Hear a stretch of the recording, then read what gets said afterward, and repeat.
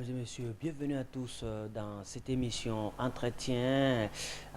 Nous allons aujourd'hui parler essentiellement de la visite du président américain Barack Obama en Afrique. Il commence déjà à partir de ce mercredi au Sénégal. Il va se rendre en Afrique du Sud puis en Tanzanie. Nous allons essayer de revenir sur les enjeux de cette visite au regard de les espoirs suscités lors de sa première visite en Afrique après son élection. Et pour parler de cette question, nous avons sur ce plateau deux invités. Nous avons à ma gauche l'ambassadeur André Alain Atundou. Bonsoir. Bonsoir. Et de l'autre côté, Freddy Moulumba, DG du groupe de presse Les Potentiels. Bonsoir. Bonsoir, Charles. Voilà, bonsoir à vous tous qui suivez cette émission. Monsieur Atundou, Barack Obama revient en Afrique. Après avoir été là, à la suite de son élection, bien sûr, il est revenu. On se souvient du discours du Caire, on se souvient du discours qu'il a prononcé et qui avait suscité beaucoup d'espoir en Afrique. Cette deuxième visite, sous quel signe est-elle placée? La première, comme la deuxième, sont à placer sous le signe des intérêts américains. Un chef d'État américain ne va pas gaspiller l'argent du contribuable américain pour aller s'incliner à la tombe de son père au Kenya, pour aller voir la porte des esclaves à l'île de Gorée, ou pour aller voir le Zanzibar après l'union avec la Tanzanie, le Tanganyika. Donc il y a des intérêts. Et donc il faut voir en fonction, les intérêts c'est en fonction des dangers que court l'Amérique et des enjeux que recherche l'Amérique. Quels sont les dangers? D'abord, il y a le terrorisme qui descend de l'Algérie qui touche un peu, qui touche le Mali et donc qui menace l'Afrique centrale. Et parmi ces alliés, l'allié le plus sûr, j'allais dire, c'est le Sénégal. Donc probablement, il faudrait avoir un œil là-bas. Est-ce que c'est pour renforcer la coopération militaire immédiatement, pour implanter Africom ou pour faire une plus grande collaboration avec les Français et les Sénégalais? Ça, c'est un élément. Deuxième élément, du côté de la Tanzanie, c'est que la Tanzanie, à part la préoccupation de la piraterie dans l'océan Indien, eh bien, la Tanzanie est le maître d'ouvrage de révolution depuis la chute d'Idi Amin jusqu'à la chute de Mobutu. Et donc, comme le Rwanda, le président Kagame, semble ne pas marcher tout à fait dans la ligne, ne pas comprendre le message plus ou moins clair délivré par la Tanzanie, je pense qu'il y va pour voir un peu les modalités pratiques de faisabilité, comment remettre Kagame à l'ordre, comment discipliner l'Ouganda, et enfin peut-être permettre à la Tanzanie de jouer le rôle de leadership.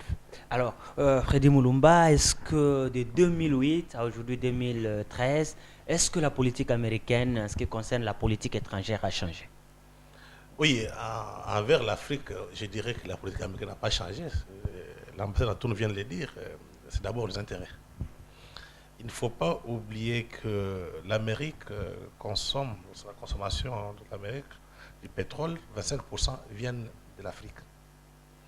D'où l'importance du golfe de Guinée. Donc, quand vous avez vu Obama arriver au Sénégal, c'est vrai. Le choix des endroits. C'est pas fait hasard. Ouais. Le golfe de Guinée, maintenant, c'est difficile même à définir. Ça part du Sénégal, Mauritanie, jusqu'à Angola, jusqu'à la Libye même. Et ça, c'est tout le pétrole. Et les Américains trouvent que c'est un pétrole qui n'est pas tellement menacé par rapport au pétrole dans les pays arabes, parce qu'il y a le terrorisme, il y a des guerres. Et l'exploitation peut-être avec beaucoup de risques, ça peut faire assez que les prix augmentent, mais aussi un jour qu'en cas de guerre, ça ne sera pas possible que l'Amérique soit approvisionnée. D'où l'importance que l'Amérique actuellement a mis sur le golfe de Guinée, parce qu'il y a un pétrole qu'ils prennent gratuitement parce que les Africains ne profitent pas tellement. Un deuxième élément, la politique américaine en Afrique, je pense que depuis qu'Obama est là, l'Afrique est tellement militarisée. Avec l'Africom. Et pourquoi l'Africom est là, il ne faut jamais oublier. Il y a d'autres puissances qui émergent, en particulier la Chine. Et l'Africom est placé, on dit, il n'est pas en Afrique, la base se trouve en Allemagne. Ce n'est pas toujours vrai. Nous avons notre territoire de Dungu, au nord vers Kisangani, et vous avez un aéroport très, très, très grand. Et là, il y a des gros porteurs qui atterrissent, qui contrôlent ce mouvement de Kinshasa. On dit la MONUSCO, non. Ce sont les Américains qui sont là. Et n'oubliez pas, dernièrement, on avait envoyé encore 500 Marines pour attaquer Kony. Mais Kony n'est qu'un petit villageois avec des armes de chasse. Comment est-ce qu'on peut amener en Afrique des commandos pour chasser un petit villageois comme Kony? Donc l'enjeu est ailleurs. L'enjeu, c'est le pétrole aussi du Soudan. Depuis que le Soudan est coupé en deux, il y a aussi la menace de l'islamisme avec le Nord-Soudan. On n'a pas tellement confiance. Et n'oubliez pas aussi que dans cette bataille, parce que l'Amérique a un allié de taille, c'est l'Israël. L'Israël est présent sur le continent africain aussi. Il y a tous ces éléments géostratégiques qui font à ce que Obama s'intéresse. Mais ça ne suffit plus. Parce que dans la stratégie, la nouvelle politique américaine actuellement, la grande, je dirais un peu, l'Amérique donne beaucoup plus d'importance à l'Asie, Asie-Pacifique. C'est là où il y aura des grandes affaires. Donc il faudrait peut-être utiliser les pays africains pour contraindre la Chine et d'autres puissances comme l'Inde de ne pas avoir l'accès facilement aux matières premières. Et pour cela, il faudrait que l'Amérique soit présente. Mais n'oubliez pas que Obama arrive après le passage du président Xi Jinping, donc les Chinois. Oui. Et il a visité quel pays? Tanzanie, Afrique du Sud, le Congo-Brazzaville. Oui. Obama arrive, il visite quel pays? Sénégal, Tanzanie et Afrique du Sud. Ce n'est pas un fait du hasard. Je pense qu'il y a quand même un combat entre Chinois et Américains sur le continent africain. Malheureusement, nous sommes en Afrique, il n'y a pas des élites qui sont lire les signes des temps. Alors, je vais revenir à vous, mais ambassadeur Atundu, quelles leçons sur le plan démocratique il faut tirer, par exemple, de cette visite du président américain sur le continent? On se souvient, quand il est venu pour la première fois, c'est au Ghana, où il s'est rendu après avoir été en Égypte, et là, il a fait un discours pour louer plus ou moins l'esprit démocratique et l'évolution de la classe politique au niveau de ce pays-là. Est-ce qu'on peut lier ça avec, par exemple, les élections au Sénégal et un peu la stabilité qu'il y a en Tanzanie et en Afrique du Sud?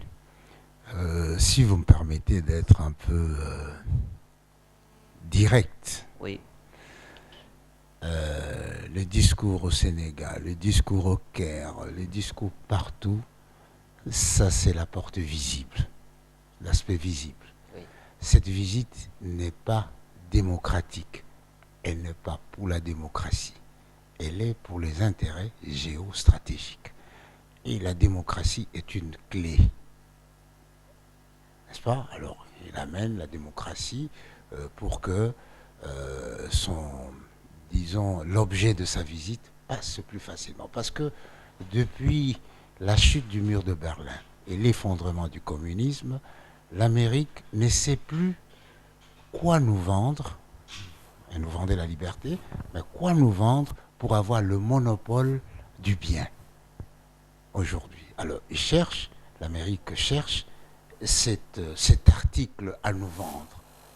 Parce que la fin du communisme a sonné aussi la fin de la diabolisation de la Chine, de la Russie. Aujourd'hui, la Chine, la Russie sont aussi des pays perçus par les Africains comme capables de leur accorder le bonheur.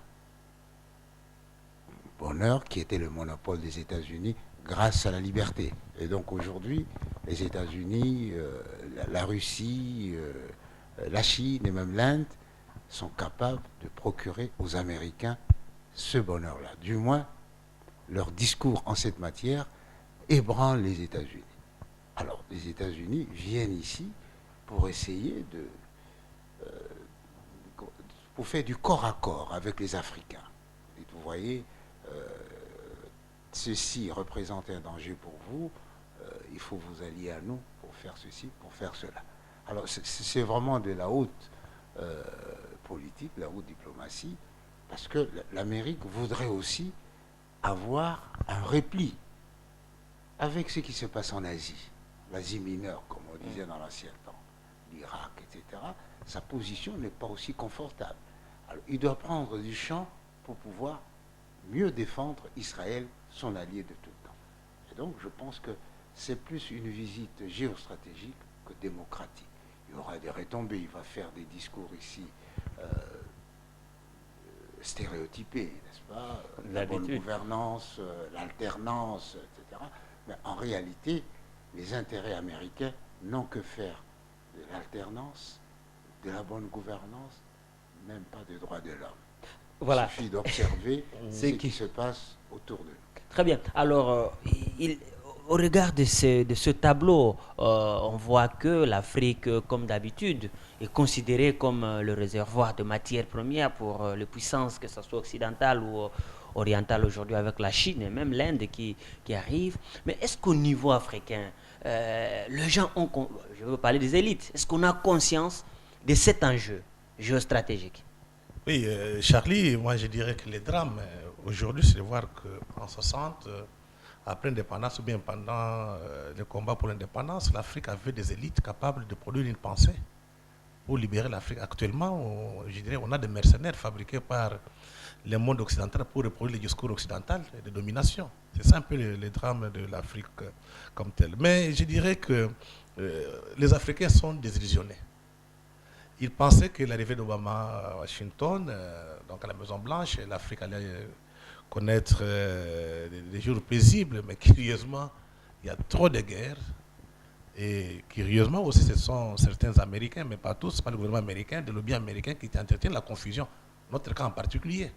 N'oubliez pas qu'Obama lui-même avait fait voter une loi contre les violences sexuelles. Est-ce qu'il en parle encore? Comment expliquer aujourd'hui qu'Obama, qui connaissait le Congo, il est président, nous traversons une période difficile, il est rare qu'il parle. Ça signifie quoi? Il est victime d'un système. Obama est là pour les intérêts américains. Je pense que c'est la première leçon que les Africains doivent apprendre. Obama, c'est vrai, son père est africain, mais il est là comme américain. Les valeurs américaines, c'est d'abord l'Amérique et non l'Afrique. On est désillusionnés sur ce plan-là. Mais n'oubliez pas aussi que l'Amérique est en faillite. Ils sont tellement endettés. Pour relancer l'économie, ils ont deux possibilités. Soit faire la guerre, soit nationaliser les entreprises. Or, dans leur mentalité, ils ne peuvent pas accepter de nationaliser les entreprises. Donc, ils veulent faire la guerre. Cette guerre-là se passera en Afrique. Il faut que les Africains lisent les signes des temps. Ils comprennent qu'est-ce qu'il faut faire.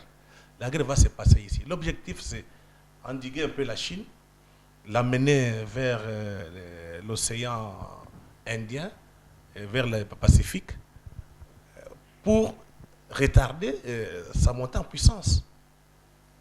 Et pour cela, on a besoin de matières premières africaines. Et on va contraindre la Chine, au lieu de traiter avec les Africains, ils doivent passer par eux. Mais rappelez-vous du contrat chinois, pourquoi ça n'a pas marché? Rappelez-vous de la guerre qui est au Soudan. Tout ça, c'est fait pourquoi? L'objectif, c'est chasser la Chine de l'Afrique. Mais si on chasse la Chine de l'Afrique, l'Afrique n'a plus d'avenir, parce que l'Occident n'a plus d'argent. Si Obama vient ici, il va vous parler du discours, bonne gouvernance, tout ça.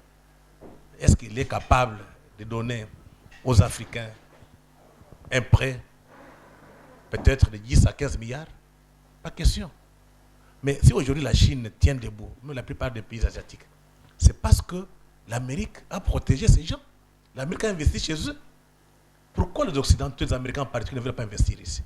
Ils estiment que nous sommes là comme réservoir de matières premières. Ils peuvent venir piller et voler. D'ailleurs, ce qui est dramatique, c'est quoi? Au lieu même de penser à négocier avec nous, à acheter nos histoires, ils viennent, ils les pillent et nous tuent. Est-ce que pour prendre les matières premières là, il faut tuer les Congolais, il faut tuer les Africains? Donc il y a un problème de la pensée. Il faudrait que les Africains réfléchissent. Le monde est en pleine limitation. L'Occident et l'Amérique perdent un peu son monopole. Il est en train de se repositionner. D'ailleurs, en Amérique, on dit Obama, ou bien la politique étrangère américaine est en train de pivoter. L'Afrique n'est plus utile en dehors de ces matières premières. Donc, si demain il y a l'affrontement, nous risquons de connaître encore une vie difficile, ce sera pire esclavage. Obama peut être là, c'est pour les intérêts américains.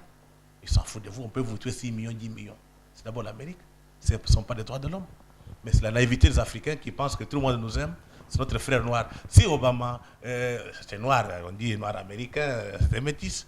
Mais on a oublié l'essence de l'histoire. Qui ont vendu l'autre noir? Il y a l'esclavage. Ce ne sont pas des noirs. Qu'est-ce qui prouve qu'ils vont me faire le contraire?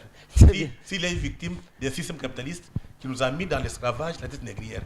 Donc, moi, je dirais, peut-être, c'est très dur, la plupart des Nord-Américains sont devenus des négriers d'état moderne. Parce qu'ils pouvaient déjà réfléchir, se poser des questions. Comment eux qui ont connu l'esclavage, la tête négrière, qu'on a vendu, aujourd'hui, comment ils peuvent accepter que l'Afrique soit dans ces conditions, que tous les aventuriers du monde viennent payer en Afrique, eux-mêmes maintenant complices avec ces capitalistes pour payer l'Afrique? Il y a un problème. Donc, il faudrait que les Africains se prennent en charge. On n'a pas d'autre choix. Ils doivent se prendre en charge. Alors, mais il y a Obama revient pour la deuxième fois, on l'a dit au début ici, mais apparemment il risque de ne pas être accueilli comme c'était le cas lors de la première visite, parce que beaucoup de gens, les analystes, se butent, parce que c'est pas encore, mais ils disent, par exemple en Libye, lorsqu'il fallait défaire Kadhafi, les États-Unis, notamment Obama en particulier, n'avaient pas vraiment pris position pour être à la ligne de front. On le voit au Mali, on le voit en République démocratique du Congo. Dans tous ces conflits où les gens s'entretuent, apparemment Obama a voulu prendre un peu de recul par rapport à Bush qui préférait le corps à corps. Bah, je ne sais pas. Chacun, là c'est une question de tempérament. La priorité première et dernière, c'est l'intérêt américain. Je préfère rebondir sur ce qu'a dit mon frère Freddy. Les Africains sont déçus. Je trouve que c'est une très bonne chose. Alors, il faudrait qu'ils se prennent en charge, c'est-à-dire qu'ils s'organisent pour que l'Afrique, face aux appétits, face aux agressions qui vont arriver de plus en plus, que l'Afrique se présente comme une entité. Et pour cela, nous avons d'abord besoin de créer une opinion africaine. Ce qui se passe en Afrique est-il perçu de la même façon partout? Le problème de la Côte d'Ivoire, sont-ils perçus de la même façon du Cap jusqu'au Caire? Les problèmes de la Libye, sont-ils perçus de la même façon de l'Égypte au Congo, etc. Donc il faut d'abord créer un instrument de formation de l'opinion publique africaine. Deuxièmement, nous devons avoir une même politique étrangère. Ça signifie que nous avons une même perception des enjeux et des défis. Nous devons avoir une même politique étrangère, une même politique de la défense et transformer l'Afrique en un marché. L'Afrique n'est pas un marché. L'Afrique, c'est plusieurs marchés. Donc nous devons transformer l'Afrique en un marché. Et voilà le défi de l'Union africaine, le défi de Madame Zuma. Et le défi de nous, l'élite africaine, parce que nous sommes comme les fers de lance de ces généraux que sont les chefs d'État, Madame Zuma et tant d'autres. Nous devons nous prendre en charge. Nous devons identifier l'intérêt africain. Nous devons avoir pour notre continent un leader ou deux. En Europe, il y a la France, l'Allemagne, la Grande-Bretagne. Ce sont des leaders. En Amérique du Nord, c'est les États-Unis. N'est-ce pas? Et ici, en Afrique, nous devons trouver un leader. Je crois qu'il ne faut pas inventer l'eau chaude. Aujourd'hui, par le fait de l'histoire, l'Afrique du Sud a montré qu'elle était capable de se défendre et de résister. Et donc, elle peut jouer valablement et logiquement ce rôle de leader. N'est-ce pas? En attendant que d'autres leaders puissent venir, mais pour l'intérêt bien compris de l'Afrique, je pense qu'il est bon que l'Afrique du Sud joue ce rôle de leader. Elle fait les recherches, parce que vous savez que les recherches sont un grand moteur non seulement du développement, mais de la souveraineté. Or, notre continent a besoin de la souveraineté, de se présenter comme une entité unique face aux autres. Ici, chez nous, l'OTAN intervient sans qu'il y ait une contrepartie, disons, une force de dissuasion africaine pour empêcher à l'OTAN d'intervenir. Donc, il nous faut, si nous voulons nous protéger, il nous faut ces instruments de protection qui partent de l'opinion publique, parce qu'aujourd'hui, le bouclier de l'Occident contre l'Occident, c'est d'abord l'opinion publique. Il travaille difficilement contre l'opinion publique. Donc, nous devons avoir une opinion publique, une force dissuasive, une politique étrangère agressive, porteuse de nos intérêts propres. Voilà, mais est-ce les forces, l'intégration, si je peux résumer ce que vous dites, il faut d'abord qu'il y ait l'intégration, et à partir de cette intégration, on peut avoir un marché commun, on peut parler le même langage, mais avec tout, aujourd'hui, les Africains, les cas on le voit dans notre pays, où on en revient encore à parler ethnie, à parler tribu, il va falloir combien de temps pour que l'Africain puisse s'épanouir, avoir la pensée comme des Cheikh Anta Diop, qui au lieu de penser nation, penser Afrique tout entière et tout ça, ou les Léopold Sédar Senghor. Qu'est-ce qu'il faut? Oui, je voudrais peut-être, je ne suis pas tellement d'accord avec l'ambassadeur sur le leadership. L'Afrique du Sud, c'est une création occidentale. L'Afrique du Sud n'a pas une grande population, n'a pas tellement de richesses. Même sur le plan géostratégique, il n'est pas tellement entouré de beaucoup de pays. Il est au fond là de l'Afrique. Je pense que le seul pays qui mérite de jouer le rôle de leadership, c'est notre pays, le Congo. C'est le seul pays où on a toutes les richesses, on a la grandeur, on a des hommes, malheureusement des hommes qui n'ont pas de vision.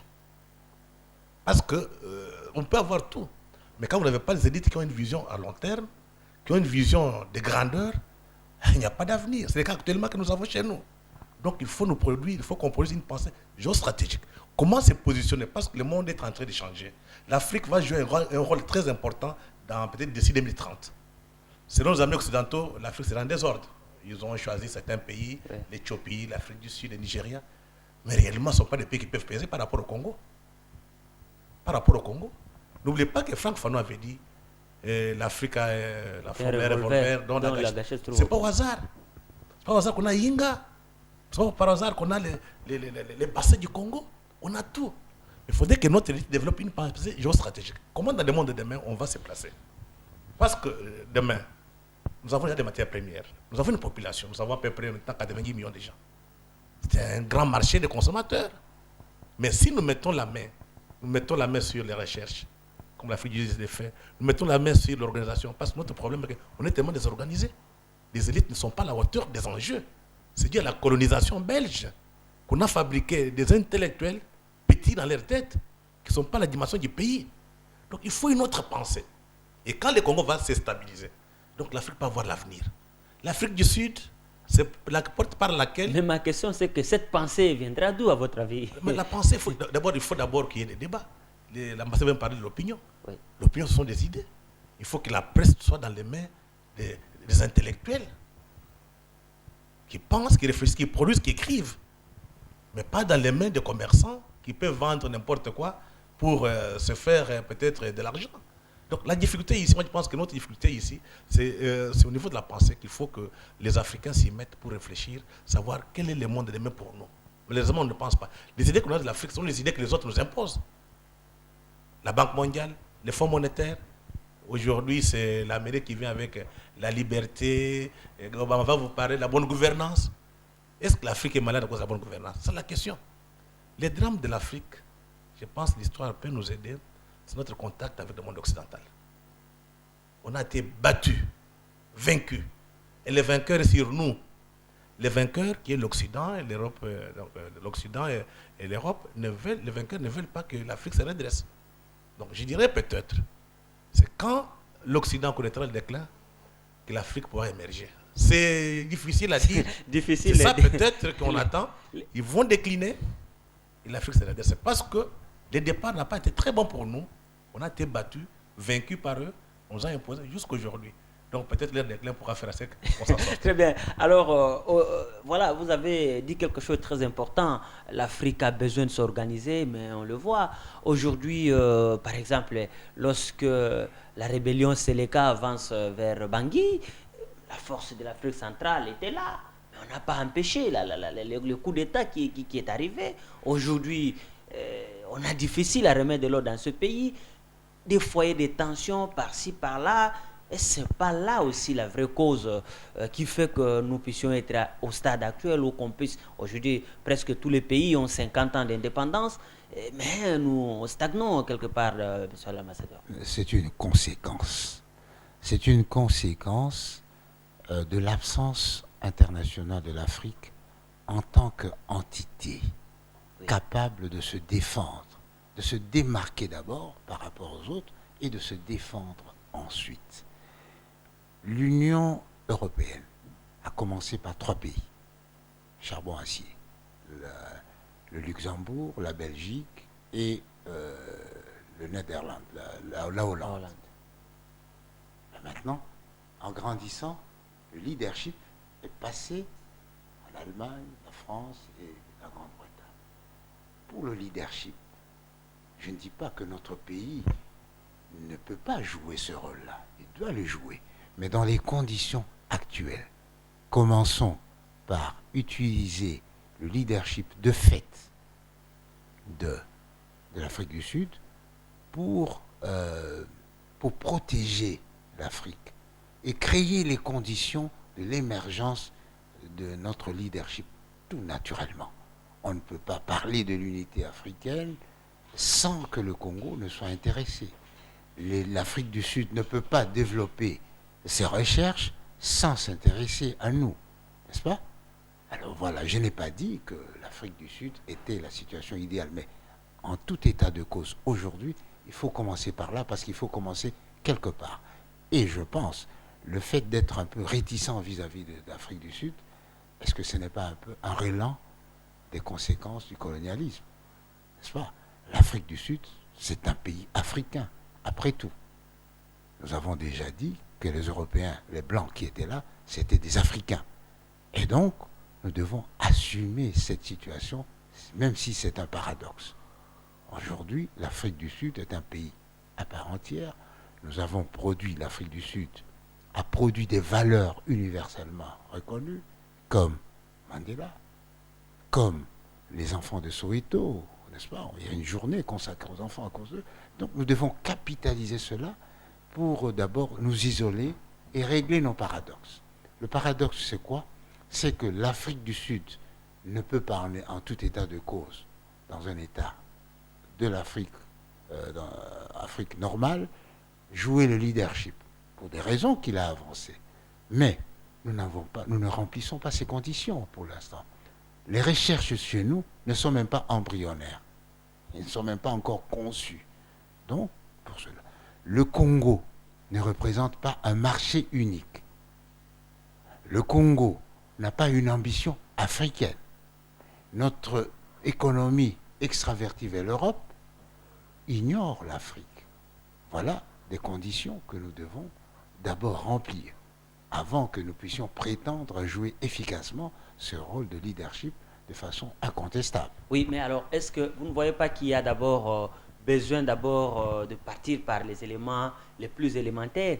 Comment, par exemple, avec le Rwanda, nous allons faire un marché commun ou composé dès lors que ce pays crée l'instabilité dans notre pays au regard de certains rapports qui sont publiés ou de pays comme l'Ouganda ou les autres qui entretiennent la confusion qui se trouve dans notre pays. Vous pensez déjà à ce niveau où il y a déjà des tensions par-ci par-là dans des pays voisins et qui ont des répercussions chez nous? Est-ce qu'il ne faut pas commencer par là d'abord? Oui, est-ce que les dirigeants africains sont-ils indépendants? C'est là qu'il faut se poser. Peut-être après Érythrée, après Éthiopie, on sent quand même que là, il y a des hommes qui peuvent dire non à n'importe qui et Mugabe. Nous sommes, l'Afrique est restée depuis que nous sommes. Oui, nous sommes depuis qu'on connaît le monde occidental, nous sommes restés l'espace d'influence occidentale. vous avez la France, vous avez la Grande-Bretagne, maintenant l'Amérique arrive, vous avez la Chine, vous avez l'Inde. Donc l'Afrique reste un continent où on ne considère pas en quelque sorte ceux qui habitent. C'est ça le drame de l'Afrique. Je regarde un peu plus près, vous entendrez, non, il y a le sommet Amérique-Afrique. On prend quelques chefs d'État, ils sont en Amérique, ils se retrouvent. Demain, c'est la Turquie, Turquie-Afrique. Après Turquie-Afrique, vous avez Inde-Afrique, Inde-Afrique, Chine-Afrique. L'Afrique a quelle politique sur le plan international? Rien du tout. Donc il y a des Afriques, il y a des petits pays africains qui existent. Mais ça, c'est à mettre dans les comptes de l'Union africaine. Mais l'erreur est que l'Union africaine n'a même pas l'argent pour fonctionner. L'Union africaine est sous contrôle du monde occidental. Vous trouvez normal que pour aller faire des missions militaires, que l'Union européenne finance? Il y a un problème. Nous avons à la tête des États africains des mercenaires. Des gens qui sont là, qui ne voient pas l'avenir, qui voient leurs propres poches, leur peut-être richesse. On n'a pas les gens de vision comme Kwame Nkrumah. Il n'y en a plus. Mandela a tenté, c'est vrai, il s'est battu. C'est déjà connu, mais ça ne suffit pas. Il faut voir des gens de temple de Kwame Nkrumah. Il nous faut ça. Kadhafi qui tentait de parler, les Américains, les Français et les Britanniques sont partis les tuer. Et ça vient d'Afrique un débat. Et ça vient d'Afrique, des gens s'est révoltés. Les problèmes étaient sérieux. Mais profitons de cette situation parce que comme l'Occident, il y a des mutations. Personne ne contrôle la situation. Il faut qu'on se sauve. Il faut se sauver. Ça signifie quoi? Il ne faudrait pas qu'on quitte le monde occidental pour embrasser les Chinois, qu'on devienne les esclaves des Chinois. Il faut profiter. D'ailleurs, la Chine n'a pas cette culture d'encadrer toujours des petits comme l'Occident a. Mais il faut profiter de ces mutations pour que l'Afrique se crée sa propre voie. Il attendre qu'Obama vienne ici, et Obama va nous sauver, comme on a pensé, d'attendre que les Chinois viennent nous donner l'argent gratuitement pour permettre à nos chefs d'État de vivre correctement aussi. Non, il faut une pensée. Les mutations s'opèrent. L'Amérique perd son monopole. C'était la seule grande superpuissance. La Chine monte, l'Inde monte. Vous avez le Brésil, la Turquie. Comment est-ce qu'on va placer l'Afrique sur cette orbite? C'est ça le véritable problème, la véritable question que au moins les États africains devraient se poser. Que d'estimer que Obama viendra en Afrique pour nous aider. De toute façon, vous allez voir, il fera des discours. Il n'y aura pas d'argent. L'argent se trouve en Chine. Très bien. Alors, au regard de tout ce que nous venons de dire ici, est-ce que la thèse longtemps véhiculée comme quoi l'OUA devenue l'Union africaine était un géant au pied d'argile, ça se confirme? Ben, je ne sais pas. Personnellement, j'avais émis de réserve lorsque l'OUA est passée à l'Union africaine. Oui. Dans la mesure où ces conditions que je viens d'énumérer n'existaient pas. L'Afrique, la circulation en Afrique, c'est tout un problème. Il n'y a que la CEMAC ici qui dit, bon, dorénavant, il ne faut plus circuler. Mais un Congolais qui va au Rwanda, qui va en Angola, c'est un grand problème. Il faut d'abord que nous puissions résoudre les conditions ou mettre en place les structurants de l'identité unitaire de l'Afrique face aux autres. Voilà. Et lorsque l'Afrique sera transformée en un marché unique, en communication, en commerce, n'est-ce pas? Alors, nous saurons que pour défendre ce marché unique, voilà quel type de politique étrangère nous devons avoir. Sénégal, faites tel parti, Mauritanie, faites ceci, les pays riverains, faites cela. Si ça ne suffit pas, quel type de défense nous devons avoir? Si nous n'avons pas ces moyens présentement, quel type de comportement social nous devons avoir? La recherche. Est-ce qu'il y a une cité de recherche quelque part en Afrique? Il y a des embryons, il y a un peu en Égypte, il y a un peu en Afrique du Sud, un peu au Nigeria. Mais c'est tout. Est-ce que c'est suffisant pour protéger l'Afrique des agressions extérieures? Parce que, n'oublions pas que le combat avec l'Occident, c'est un combat culturel. Pour l'Occident, ce sont des valeurs qui nous inculquent. Ils nous ont amené la démocratie que nous avons acceptée, mais nous ne connaissons pas tous les tenants et les aboutissants. Vous avez parlé de la tribu. La tribu n'est pas une bonne chose, une mauvaise chose. La tribu, c'est l'essence des États africains. Lisez notre constitution. Qui est congolais? Celui dont la communauté a une portion de terre en 1960 ici. Et donc la tribu est une valeur essentielle. Mais le problème de la tribu, c'est qu'elle n'était pas préparée, comme nous les Africains d'ailleurs, à affronter l'agression culturelle des gens qui étaient mieux organisés que nous. Mais après 50 ans, je pense, nous connaissons un peu les b.a.-ba de la politique internationale pour savoir tirer nos marrons du feu. Voilà, Freddy Moulumba, l'Afrique est presque embrigadée maintenant. En face, il y a l'Occident. De l'autre côté, il y a la montée en puissance de la Chine et des puissances, les jeunes puissances émergentes, dont la Chine, l'Inde et les autres, comme on a dit. Mais face à cet enjeu, qu'est-ce que l'Africain en particulier doit faire pour ne pas subir, comme on a subi la colonisation, la traite négrière, pour ne pas disparaître en quelque sorte? Qu'est-ce que l'Africain doit faire? Oui, je pense qu'il faut que l'Afrique s'adresse à l'Amérique dans des termes très clairs. À cause, ou bien grâce aux Africains, le monde occidental s'est enrichi. L'esclavage, la traite négrière, et surtout en Amérique avec les plantations, c'est là où il y a eu des grandes fortunes. C'est-à-dire sont enrichis. Il faudrait que les Africains ne demandent pas qu'on leur paye comme tel. Je pense qu'aujourd'hui, il y a beaucoup d'Africains américains qui sont en Amérique. C'est demander à ces gens de s'occuper au moins de leurs frères qu'ils ont laissés en Afrique. Parce que quand l'image de l'Afrique est mauvaise ici, ils ne sont pas bien respectés là-bas. Donc les Noirs sont toujours considérés comme une race inférieure. Mais on ne va pas demander l'argent à ces gens. Il faut demander de l'intelligence. Je pense que nous avons nos frères afro-américains qui sont dans la science, qui maîtrisent quand même certains domaines. C'est aux Africains de demander à l'Amérique s'ils peuvent nous aider sur le plan scientifique. Ce n'est pas qu'on veut nous donner, mais moins qu'il y ait une coopération. Parce que quand vous partez en Chine, vous parlez dans tous ces pays-là, l'Amérique a beaucoup apporté. Pourquoi l'Amérique ne peut pas penser aider l'Afrique sur le plan de technologie? Pourquoi? Ils l'ont fait ailleurs en Asie. Je viens de Thaïlande, c'est un pays pauvre, mais quand vous y entrez, vous trouvez il y a l'organisation, et c'est grâce à la protection américaine.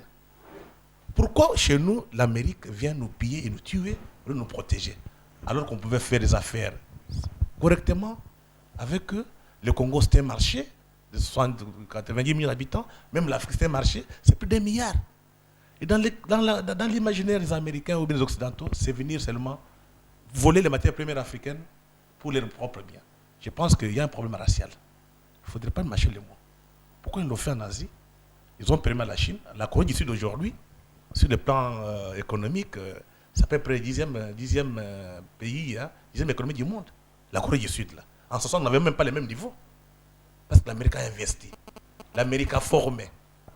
Mais quand l'Amérique vient en Afrique, on vient prendre des dictateurs qu'on maintient au pouvoir pour piller et entretenir cette domination. C'est là moi j'ai dit, nos frères noirs là qui sont en Amérique, il ne faut pas qu'ils se comportent comme de nouveaux négriers d'État moderne.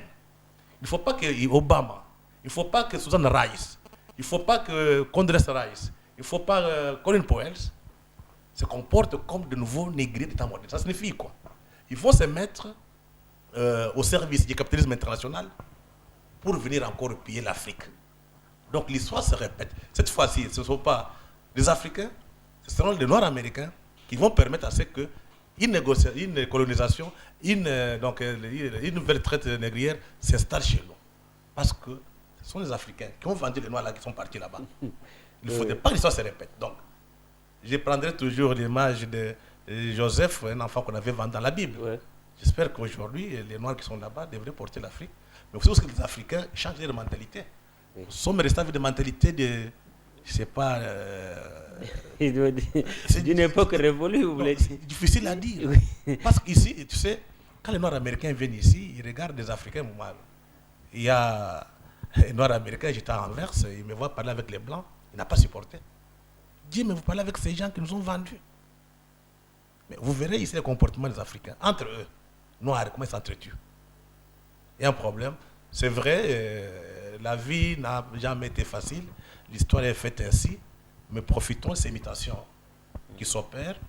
Parce qu'il ne faut jamais oublier que si l'Afrique connaît ses problèmes, c'est parce qu'il a un retard sur le plan technologique. Quand il y a eu la révolution commerciale, les Africains étaient chez eux, personne n'a bougé. Les autres sont venus nous vendre, nous acheter, nous exploiter. La révolution industrielle, l'Afrique nulle part, on a encore connu la colonisation. Maintenant, la révolution numérique. Mais ce qu'il faut faire, c'est demander qu'on s'insère vite dans cette révolution. Si on ne le fait pas, même nos propres frères noirs, l'américain, là, seront des patrons ici pour nous exploiter sérieusement avec l'accord du capitalisme international. En matière d'État, il n'y a pas d'état d'âme. Il n'y a pas d'état d'âme, il n'y a que des intérêts. Alors, on tend droit vers la fin de cette émission, mais nous avons Obama qui vient en Afrique pour la deuxième fois. Nous l'avons dit, après le Sénégal, il va se rendre en Afrique du Sud. Et là, malheureusement, il ne pourra peut-être pas rencontrer l'icône sud-africaine, l'ancien président Nelson Mandela, qui lutte aujourd'hui entre la vie et la mort. Beaucoup de gens se posent déjà des questions sur ce que l'Afrique du Sud, particulièrement l'ANC, le mouvement qui a fait connaître Mandela aujourd'hui sur le plan international. Qu'est-ce que cette formation politique qui connaît déjà des dissensions internes va devenir si jamais Madiba venait à disparaître demain? Ben, c'est ce qu'on va voir, mais il est évident que le rôle central et fédérateur de Mandela a été de beaucoup dans la stabilité politique de l'ANC et du pays. Parce que si beaucoup de Blancs sont restés aujourd'hui en Afrique du Sud, si beaucoup de Noirs ne sont pas tombés dans l'extrémisme, c'est à cause de l'image et de la sagesse de Mandela. L'Afrique du Sud saura-t-elle assumer l'héritage de Mandela à travers ces paradoxes, les paradoxes de l'Afrique du Sud? L'Afrique n'a pas intérêt que le départ de Mandela, sa mort, je voudrais dire, soit une occasion de l'explosion ou de l'implosion de l'Afrique du Sud, pour des raisons que nous venons d'évoquer ici. Parce que l'Afrique, avec ce dernier passage probablement du président Obama, a besoin de rentrer en elle-même pour penser à mettre en place une philosophie de gouvernement, une philosophie africaine de gouvernement, compte tenu de toutes les valeurs toutes les valeurs que nous avons, avec lesquelles nous sommes en contact, en fonction des enjeux et des défis que nous venons de dire ici. Ça, c'est de un. De deux, nous vivons dans un monde mondialisé, nous devons savoir nous comporter en conséquence. Pourquoi les Américains ont aidé les Thaïlandais sur le plan de la recherche? C'est peut-être parce que les Thaïlandais, les Nord-Coréens, le Sud-Coréen savaient comment demander et comment présenter leurs demandes. Les Africains, le Congo, notre pays en particulier, doivent savoir présenter et défendre ces demandes. Non pas pour être le bénéficiaire, non, c'est pour être un acteur majeur de l'Afrique et du monde, comme le veut tout naturellement notre position géostratégique et les biens dont notre pays est nanti. Voilà. Les biens parmi lesquels il y a non seulement les ressources minières, il y a toutes ces intelligences pétillantes qui n'ont pas l'occasion d'un Freddy Mulumba pour s'exprimer, mais qui n'en existe pas moins sur cette terre d'Afrique.